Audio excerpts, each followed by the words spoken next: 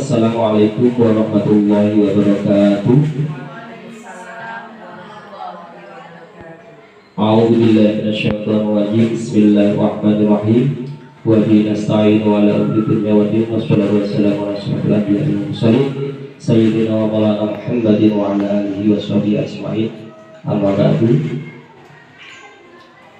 Yang saya hormati Ibu Kepala RI Miftahul Huda, yang saya hormati pula teman-teman semua para pendidik. Pertama-tama puji syukur kepada Allah Subhanahu wa taala karena pagi hari ini kita masih beri kesehatan sehingga kita bisa menjalankan aktivitas kita seperti biasa dalam keadaan sehat walafiat. Kedua kalinya salam serta salam semoga tetap tercurahkan kepada junjungan kita Nabi Agung Muhammad SAW, yang mana beliaulah yang membimbing kita dari zaman jahiliyah menuju zaman yang terang benderang, yakni agama Islam. Semoga kelak nanti kita di yaumil qiyamah mendapatkan syafaat dari beliau. Amin. Alhamdulillah, hari ini PTK penelitian tingkat kelas saya alhamdulillah sudah selesai.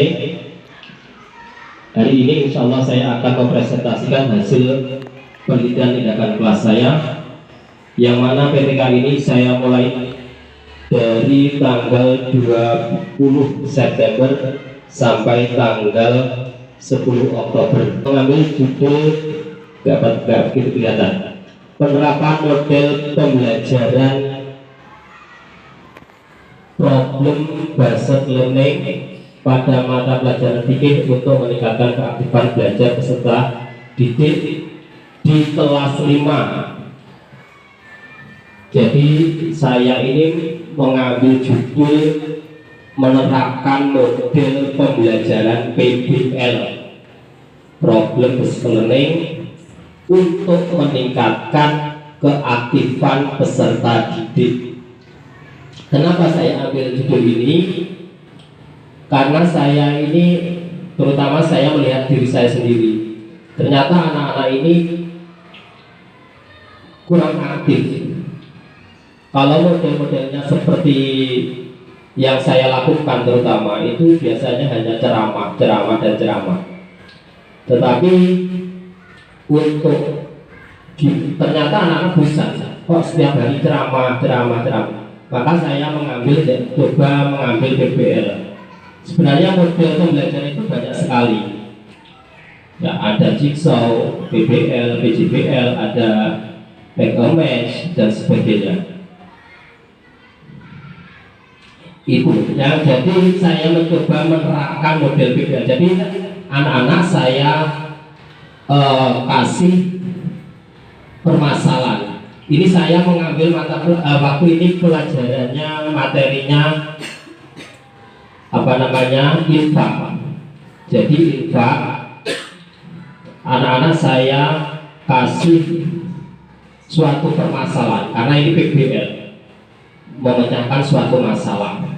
Jadi anak-anak saya kasih permasalahan yang ada di sekitar, yang terjadi pada sosial masyarakat. Contohnya apa? Contohnya yaitu saya memutarkan sebuah video tentang suatu kejadian yang dulu pernah terjadi tahun 2007. Itu di Pasuruan, itu ada pembagian infak. Jadi di situ ada saudagar yang kaya raya membagikan infak. Yang datang itu banyak, ribuan. Setelah datang karena tidak ada persiapan, itu membludak dan menjadi ongkong-ongkongan, sehingga dalam pembagian zakat infak itu tadi sampai menelan sekitar ada 22 orang meninggal dunia. Nah, ternyata anak-anak saya putarkan video, anak-anak tertarik dan anak-anak bisa memecahkan suatu masalah tadi. Gimana kok bisa terjadi seperti itu? Kenapa bisa terjadi? Bagaimana solusinya? Ternyata anak-anak saya suruh untuk menyelesaikan permasalahan tadi. Ternyata anak-anak sudah mulai aktif. Jadi dalam perintah ini saya tidak menilai hasilnya, Jadi saya tidak kuantitatif, tidak menilai hasil belajar, tetapi menilai keaktifannya siswa. Anak-anak sudah aktif apa tidak? Anak-anak sudah merespon apa tidak dengan pembelajaran itu? Saya tidak menilai kuantitatifnya, hasil belajarnya tidak. Tapi yang saya teliti, saya nilai itu keaktifannya. Nah, dalam penelitian ini saya menggunakan 3 observasi, menggunakan 3 observasi. Yang pertama observasi, yang kedua yaitu angket, dan yang ketiga adalah dokumen. Jadi observasi waktu anak-anak belajar dengan menggunakan PBL, saya membentuk kelas itu beberapa kelompok. Jadi anak-anak itu saya aktifkan.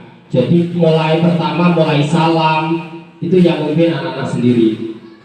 Terus mulai lagu-lagu nasional itu anak-anak juga sendiri. Bahkan sampai membuat kesimpulan pelajaran itu anak-anak sendiri. Jadi dalam pembelajaran itu semuanya dilakukan oleh anak-anak sendiri, sedangkan saya itu hanya memfasilitasi atau mendampingi saja. Jadi biar anak-anak itu bisa aktif, jadi tidak didominasi oleh guru sendiri. Nah, dalam observasi, dalam pengamatan ini, saya observasinya yang pertama mengamati anak-anak waktu diskusi. Yang kedua, penilaian observasi antar teman. Jadi temannya antar teman itu menilai. Misalnya si A menilai si B menilai si C dan seterusnya. Yang ketiga, saya juga menilai menggunakan angket. Jadi anak-anak itu saya kasih angket. Misalnya bahasan dengan PBL itu anak-anak suka apa tidak. Terus jadi dalam angket itu anak-anak sendiri yang menilai kebahasan. Dan yang ketiga yaitu menggunakan dokumen. Jadi hasil nilai anak-anak, misalnya sebelum PBL anak-anak itu nilainya berapa, sudah tuntas belum. Terus setelah menggunakan PBL anak-anak ada kenaikan apa tidak. Nah, dalam penelitian ini saya sampai menggunakan 3 siklus.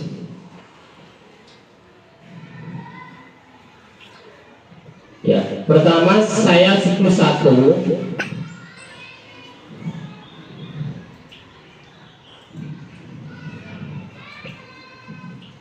Siklus 1 itu ternyata banyak sekali anak-anak yang belum tuntas. Jadi dari 26 anak kelas 5, 26 anak kelas 5 itu ada sekitar 14 anak yang belum tuntas. Saya menggunakan nilai KKM 70. Jadi anak-anak yang di bawah 70 itu masih ada sekitar 14 anak. Jadi yang 12 itu tuntas. Jadi masih ada 62% yang sudah tuntas. Jadi belum, saya anggap belum berhasil. Karena standarnya indikator kelulusan keberhasilan itu 80% itu anak-anak harus di atas KKM. Jadi dari 26 anak 80% harus sudah di atas KKM. Ternyata pada siklus pertama anak-anak masih ada sekitar 14 anak yang belum lulus, belum tuntas. Terus saya naikkan lagi ke siklus 2. Walaupun tadi saya menggunakan PBL, ternyata ada kenaikan sedikit. Saya coba lagi menggunakan PBL, di siklus 2 sudah ada kenaikan, tapi belum juga begitu banyak, yaitu ada sekitar 7 anak yang belum tuntas atau sekitar 73%, berarti masih di bawah pencapaian, indikator pencapaian, yaitu 80% anak harus di atas KKM. Terus karena sudah ada kenaikan dari 62 ke 73, saya coba lagi ke siklus 3, itu tanggal 10 Oktober. Nah, 10 Oktober saya masih menggunakan PBL. Ternyata dalam PBL ini ada kenaikan lagi, yang tadinya 73% naik menjadi 89%. Ada 3 anak yang belum tuntas. Dan 80% sudah mencapai ketuntasan. Tadi standarnya adalah 80% harus di atas KKM. Nah, ini di siklus 3 anak-anak sudah 89%. Jadi sudah melebihi dari indikator keberhasilan. Nah, jadi kesimpulannya ternyata PBL yang saya pakai ini, walaupun dalam siklus tadi tidak namanya PTK itu tidak harus berhasil. Ada PTK yang gagal juga. Misalnya PBL saya ternyata anak-anak semakin tidak aktif, berarti saya kurang salah. Jadi namanya PTK itu belum tentu berhasil. Yang namanya PTK baik adalah PTK yang dapat terselesaikan masalahnya. Mungkin ini presentasi dari saya.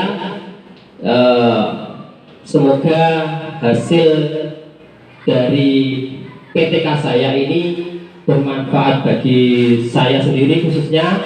Mungkin nanti juga bisa digunakan untuk sekolah madrasah kita, atau mungkin teman-teman pendidik yang lain yang mungkin ingin menggunakan model-model pembelajaran yang lain. Mungkin dari sini saya akhiri. Bila taufiq wal hidayah. Wassalamualaikum warahmatullahi wabarakatuh. Loh, nah saya kok